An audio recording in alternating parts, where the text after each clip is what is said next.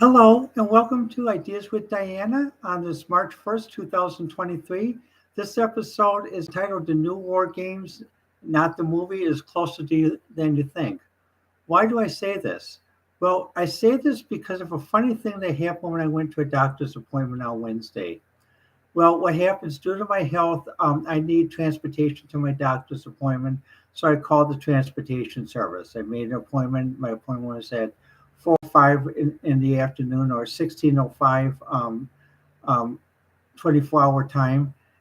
And I was expecting to get home like about 5 o'clock, 6 o'clock, 1700 hours. And well, first the driver picked me up and he picked me up at 3 o'clock, which was an hour and 5 minutes to go 30 miles to my appointment, or approximately um, about 45 kilometers.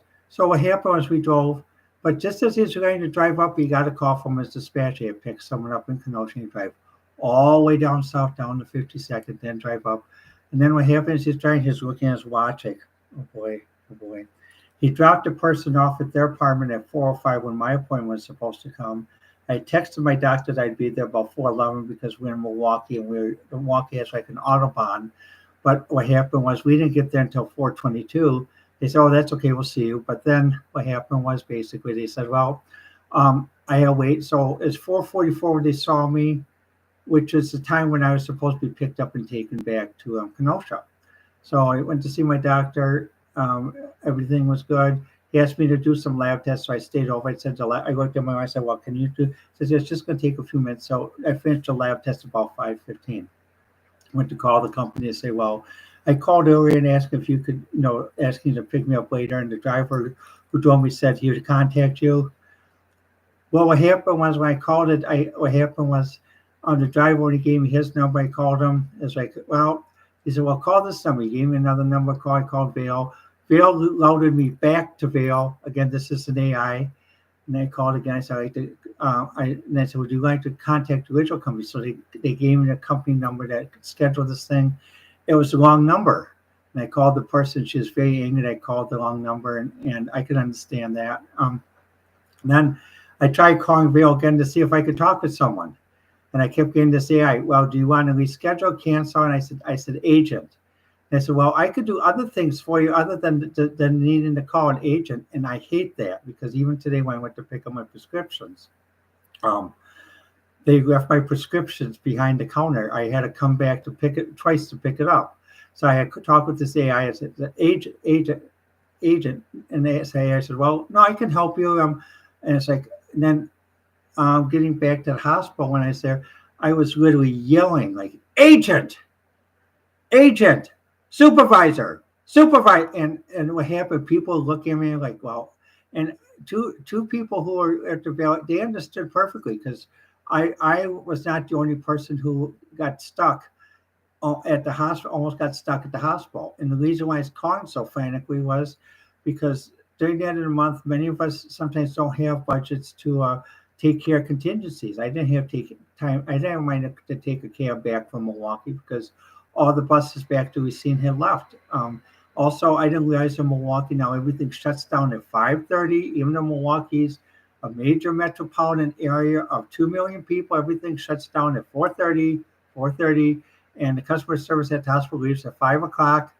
This is not small town, folks. This is supposed to be a major city. When I worked there, everything stood open until 7 because they had people traveling by Medicare transport and other things. Well, this gets back to the AI.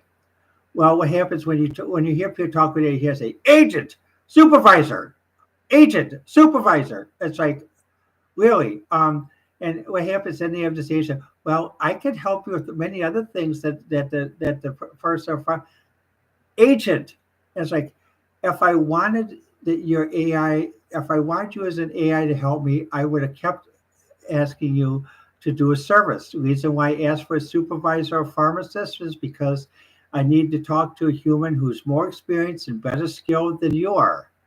And when they put this thing about trying to block you, people wonder, you know, whether this AI thing's going to go. And the thing is, from what I see, this is worse than what happened in the 1983 version of War Games. I mean, War Games. I put two links in there. One is basically link 811 of the movie where it shows where Stephen Falker comes in and they're running in the control, says, General, this is not a launch. This is a simulation. And what happened was that then what happens to Stephen Hawking, Professor Hawkins' aide, who sort of suddenly became the director after Hawkins decided not to have enough of dealing with the children. Basically, his aide says, "Well, yeah." He says, "No, it's not." He says, and then Hawkins says, "Oh, I see. Your wife still picks your ties," meaning that basically, even though he's director, actually his wife is the director behind the scenes. And I worked for someone like that whose wife was the director behind the scenes. It's not fun. It's not fun. You learn a lot. You become a better. You actually become a better executive. It actually helped me become a better executive like that, though. But the point of the movie was he finally gets to General Justice. Well, I don't have time for a conversation. He says, "No, I don't." He says, "General," he says, "Can't you see this is ready to launch all the missiles and subs and everything at us, the whole kit and caboodle?" And he says, "General, do you think any rational person would do that with overwhelming force without provocation? Launch that?" He says, "Well, I don't know." He says, "General, are you willing to defend the United States to the full extent?" He says, "You bet I am." He says, "Haven't you made that clear to your enemy that you're willing to defend? And haven't they made it clear to you that they're willing to defend their culture and their?" Says, "Yes." Says, "The General, please realize you're listening to a machine. A human being would not do this. Please take a moment to think." And finally convinces him to say, begrudgingly think, he says, "Well, okay, well, I'm gonna." He tries to think. Then what happens? The computer breaks into the 10-digit Keno code. And it actually is like a Keno code, because once you break one, it's easier to break the others. I can explain it in another talk, but it's a matter of cooperative permeability, is the theory. But basically, so what happens? They go through and shows the computer breaking one, breaking two, and finally it gets to 5, and the General Franklin says, "Okay, let him in." He says, "Okay." So they let the one person who's the ethical hacker, and he tries to type. He's typing and then what happens is, "Oh, good, you got the point." Then the airman comes in and says, Joe Anderson says, "Shut down," and then goes boom, boom, boom, boom, boom. We're locked out again. Says, "Okay," and Hawkins says, "No, this time let him in, let him in." Says, "Well, I can't. He's not." It says, and the final general says, "Let him have full control." So he lets him have full control. And what happened was he picked something. He's trying to look at what program computer was on. He said, "No, it wasn't on tic-tac-toe." And what happens? And the judge says, "Why do you have that on? That's such a stupid game." He says, "Well, I used it to teach the computer to learn." He says, "How can you learn?" He says, "Well, for example, why don't you play it anymore?" "Because it's a boring game." And he asked the one ethical hacker's girlfriend, and this is basically. So finally, what happens is basically they play it through. Well, I'll let you watch the clip, and it comes down to a very tense moment. This film won the 1983 Cannes Film Award because even many Europeans back then realized the dangers of AI, and we have a greater danger today because when someone has to shout on the phone, "Supervisor, agent, supervisor," I mean, God. What type of AI is this? And what happens if we are relying on these AIs to make decisions? Basically, what they call man outside a loop or woman outside a loop. Oh, heaven help us! Heaven help us! Because even when I worked, the system was, even though this is going to sound sexist, man in the loop, man in the loop. Nowadays, it's called woman in the loop or person in the loop. The reason why you have a person in the loop, man and woman, because you need that person. You need that person who doesn't think like a machine, who doesn't act like a machine. And what happens, it's very easy for people to think and act like a machine because, like, when I called the pharmacy about not missing my prescription, they said, "Well, here, let me check on the computer to see if you got it." I said, "I have the receipt. I do have the prescription. I do got it. I do have it." Again, the person did not listen to me. I said, "I'm calling because I'm asking you to check to see if it's somewhere on the counter." Well, finally she has to go and type on this computer, and she gets acting. Well, you got it. I said, yes. But what happens? It's not in the bag. This is well. According to the computer, you got it. Yes, you checked it out. Someone checked it out, but they didn't hand me the bag. So I tried to call back a second time. And then what happens is it's a pharmacist. And then what happens is that's about ready to switch over and it's going to talk to a human being. Then went back to AI and music. Then I called a third time. Boom. And finally, what happened? By the time I had another errand, I went to the bank. I said, no, this time I said I'm going inside to get this. I walked inside. Finally, one person who I talked to was typing on the computer. Finally, was, oh, I'm sorry, I put it in the wrong bag. Oh, great. I wasted 40 minutes of phone time. I'm running my phone battery almost went dead. Now, if this was an AI working on critical decision making or advising critical leaders in various countries as to what to do regarding a military strategy, whether to do a policy strategy, oh God, we're in trouble. We are in trouble.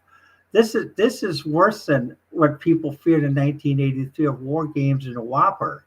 And the only reason, the biggest reason why Whopper wasn't worked is because at the beginning of the movie it said, well, when they did the test, they had the soldiers, doing tests whether to push the button or not.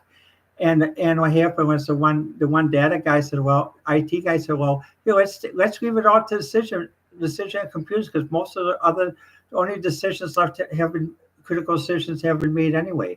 And then in Wargames, it shows what happens when you take the man out of the loop. And this is what we have today with too many AIs where people have to yell, supervisor, agent, pharmacist, supervisor, agent, pharmacist. God, this is nuts. And what I'm concerned about is eventually we're going to get to a point where we will get into a computer locked in war game scenario, and we won't be able to pull the plug. And also, we won't be able to reason with it to shut down like they did in war games, because in war games, luckily, the one professor who developed it was a rational human being and realized that you do not trust an AI to make decisions about human life. Again, you do not trust an AI to make decisions about human life, whether it's policy, medicine, or anything else. And I've worked in artificial intelligence. I developed intelligent thinking systems in 1988, had it published in 1989, and then in 1992, and as well as 1993, 95, 96, 97, 98, and also up through 99 and 2000, various papers. However, my approach is that the AI is not used to supplement a human being. It is not used to supplement a human being. The AI's purpose is to help a person's job easier. For example, like I was telling a friend, if someone was calling about a reservation, like for Amtrak service to Wichita, they said, well, I just wondered, could you tell me what time my train leaves for Wichita? Oh, sure. What's your last name? And what date is your train leaving for Wichita? Oh, it's leaving on the 12th. The person would just go to an AI and says, well, okay, look up trains leaving Wichita on the 12th from the station, and then show a list of people signed up, and then it's presented a list, and then the human being will look down the list and says, oh yes, there you are. Yeah, you're scheduled to leave on track 12 at 3:23 p.m. Central Time from Milwaukee. Oh, thank you very much. And that's how it should work. But how does it work today? Let's assume a Amtrak data adopted AI. Hello, thank you for calling Amtrak. I'm your AI. How may I help you? Oh, I like to find out about my appointment, about when my train leaves. Oh, you like to know what train's available? No, I like to know what time the train leaves. You want to cancel your train appointment? No. Agent. Okay, I'll transfer you to agent. Well, there are many things that I can do that you don't need to talk to an agent. Agent.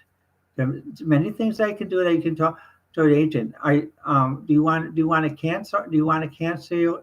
And the person finally yells, supervisor. And what happens is gets angry. Finally, they hang up the phone.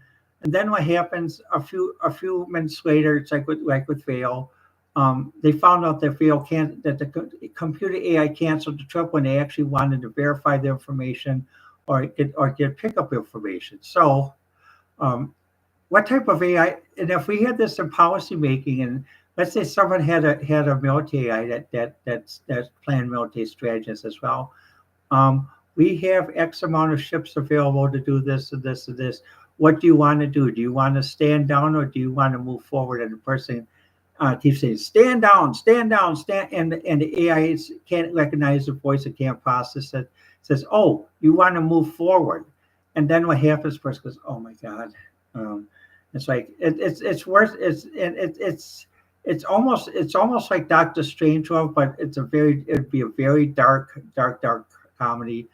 And so when I say the AI is and the errors they cause are closer than we think, just as people have to use customer service for Medicare transportation, customer service with their pharmacists, customer service with the hospitals, even talking with people at the hospital. Because when I was at the hospital stranded, I used to work at the Milwaukee County Research Park, and for many years, basically, I worked there from the late '80s to the early '90s, and up to about close to the mid '90s.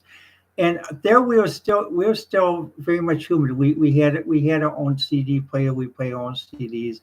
When I went there, there's no music. When I went into tech labs, they didn't have my blood drawn or anything. And when I saw people working, they're working narrowly to their jobs. They almost were working like human machines. One person walking with a broom going, while I'm sitting there screaming in their phone to get an AI, how to try to get a ride. A doctor manager walking by, sort of looking like, well, um, not wanting to take leadership or do anything. It's like, I see nothing. I see nothing. And basically, another nurse walking by is like, she's trying to be human, but she realizes based on her role, she has to tell the doctor, and the doctor doesn't want to do anything. It's like, oh God. It also reminds me of the episode V. I mean, where you had the reptiles, where they're very highly scientific, they're very highly technological, but if you ask them about faith, they say, "Oh, what is this thing about faith? What is this thing about God? Well, what is this thing about emotions or being human? Those are weaknesses. We should get rid of that. That reduces efficiency." And this is what the problem with this AI is. This AI uh, is used the wrong way. It's used too fast, and I'm very concerned that basically, if people are basing government policy or military policy on this or something else, boy, we're in greater trouble than we were at war games. I mean, oh my, it's like, and I could see this from Wednesday because I didn't get home until 9 o'clock, and I was dead tired. The next day, I was completely exhausted from the stress. And even when I went to Walgreens to pick up my medication, I take a stress vitamin supplement. Today, the whole shelf was sold out. It's March 1st. The whole shelf was sold out. And Racine is not supposed to be a highly tense area as it is at the research park or as it is in downtown Chicago. But people even here have to take this. So, and I see people even today having trouble with the AI. Well, your tender can't be processed. And I asked them why. Your tender can't be processed. Well, could you explain better? Your tender can't. It's like I'm talking to a machine, even though it's a human being. What do you think? Well, let me know. The best way to reach me is on Twitter at Diana1A. I prefer that because it's easier. So let me know what you think. Are you concerned? Um, I think people should be because the AIs they have now are worse than the AI that they had in 1983. At least the one in 83 you could reason with. These other ones basically have a very limited program, have a very limited response. And if you want to trust your health decision making and your quality of life policy towards that, oh boy, I wouldn't do it. So let me know what you think. And I'd like to thank you for watching Ideas with Diana.